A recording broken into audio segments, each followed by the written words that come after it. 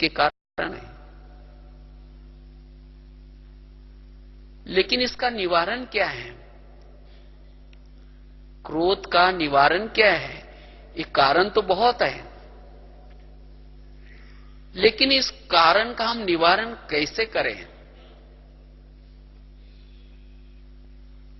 तो आज मुझे समय पर कोई सहयोग क्यों नहीं देता? आज मेरी बात कोई क्यों नहीं मानता? क्या कारण है? अगर मेरी कोई बात न माने तो भी मुझे क्रोध न आए, इसके लिए क्या करें? वास्तव में देखा जाए तो मेरी बात कोई क्यों नहीं मानता, उसका सूक्ष्म कारण है जिसकी अपनी खुद की इंद्रियां कहना नहीं मानती, बात नहीं मानते, उसका कोई कहना नहीं मानेगा। सिंपल सी बात है। इसलिए अगर मेरा कोई कहना नहीं मानता, इसका मतलब मेरी कर्मेंद्रिय मेरा कहना नहीं मानती। तो पहले मुझे पुरुषार्थ क्या करना पड़ेगा? मुझे अपने मन को, मुझे अपने हर कर्मेंद्रिय को अपने कहने प्रमाण चलाना पड़ेगा। तब मेरा सभी कहना मानेंगे। अनुशासन वही कर सकता है जिसका अपने खुद के पर शासन है। तो इसलिए अच्छा, कहना क्यों नहीं मानता? क्योंकि आपने भी कभी उसका कहना नहीं माना होगा। ये बाबा ने ड्रामा का ज्ञान, कर्मों का ज्ञान, हर आत्मा का पार्ट अपना अपना ये ज्ञान, ये क्यों बताया है? तो इसलिए हर आत्मा का पार्ट अपना अपना है।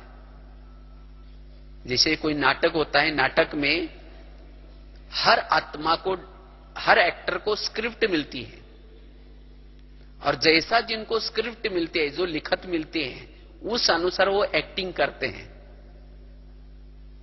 अब समझो किसी की शराबी की एक्टिंग चल रही और दूसरा कोई उसको कहे ये पार्ट तुम नहीं बजाना, ये एक्टिंग नहीं करना, वो कहेगा मुझे लिखत में डायरेक्टर ने ऐसा ऐसा दिया है, तो क्या वो कहना मानेगा?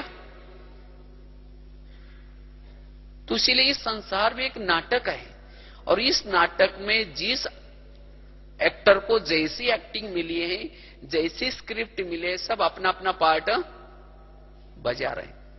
तो आपके कहने प्रमाण थोड़ी वो एक्टिंग को चेंज करेगा।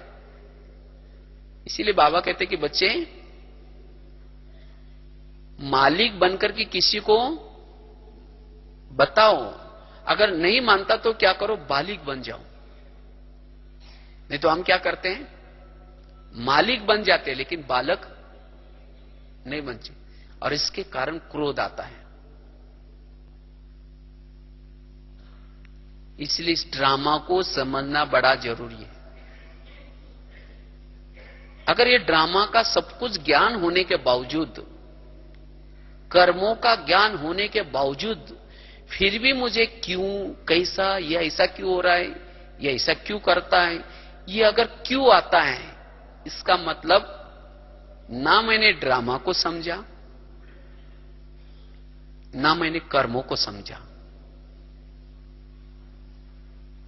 क्योंकि ड्रामा भी हमारी मां है, हमारी 4 मां है। हम 4 मां के बच्चे, एक है ब्रह्मा, दूसरे है मम्मा, तीसरी है लौकिक मां, और चौथी है ड्रामा। कोई भी घटना हो जाते तो ड्रामा रूपी मां के गोद में सो जाओ, वो रुलाने से, संकल्प चलाने से आपको बचाएगी।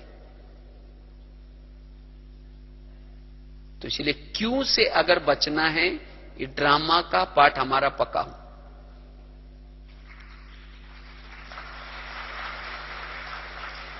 और तब जाकर के हमें कभी भी किसी के प्रति गुस्सा नहीं आएगा।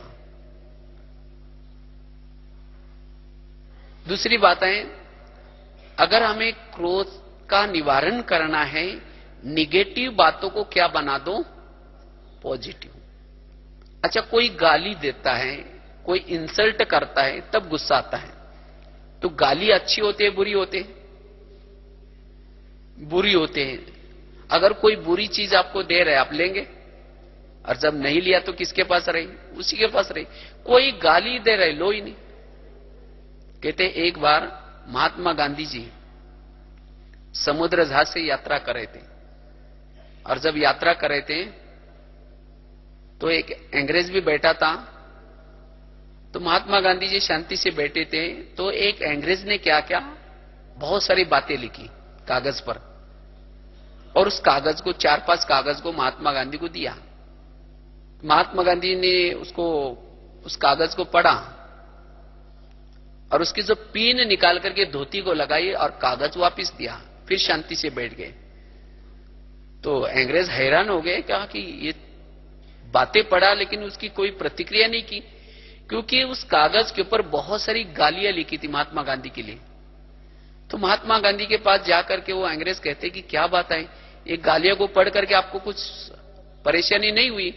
तो महात्मा गांधी कहते कि आपका बहुत बहुत धन्यवाद, ये पिन मेरे काम की थी इसलिए मैंने धोती को लगाकर रख दी, बाकी कागज मेरे कोई काम का नहीं इसलिए वापिस दे दिया। इसी तरह अगर कोई गाली देता है, कोई काम की है, कोई इंसल्ट करता है, कोई काम का है, तो उसको लो ही नहीं। बेचारा गाली देने वाला खराटे मार करके सो गया, और जिसने ली उसको रात भर नींद नहीं आ रहा। और इसीलिए वो रात भर क्या कर रहा है, वो गर्म हो रहा है अंदर से। उसने मुझे क्यों बोला, मैं भी उसको 4 बोलूंगा, ये क्यों की लाइन लग गई। इसीलिए ऐसी चीजों को हमें लेना ही नहीं, तो फिर क्रोध नहीं आएगा। अच्छा, लेना ही तो क्या करो, उसको निगेटिव बातों को पॉजिटिव बना करके लो। जैसे गटर का पानी है, अगर गटर का पानी को रखेंगे, ऐसे रखेंगे तो क्या हो जाएगा, बदबू आएगी। अगर उसको फिल्टर करके रखो तो बदबू नहीं आएगी। इसी तरह कोई भी निगेटिव बातों को क्या बना दो, पॉजिटिव बना करके आपके पास रखो, तो आपको गुस्सा नहीं आएगा। नहीं तो ऐसे ही लेकर के गाली को लेकर के बैठेंगे, कोई इंसल्ट वाले शब्दों को लेकर के बैठेंगे, वही बातें याद आएगी, बदबू आएगी उसको, उसकी बदबू आएगी, वो परेशान करेगी। लेकिन उसको पॉजिटिव बना करके फिर अपने बुद्धि में रखो, उसको बदबू आने के बजाय वो अच्छा लगेगी।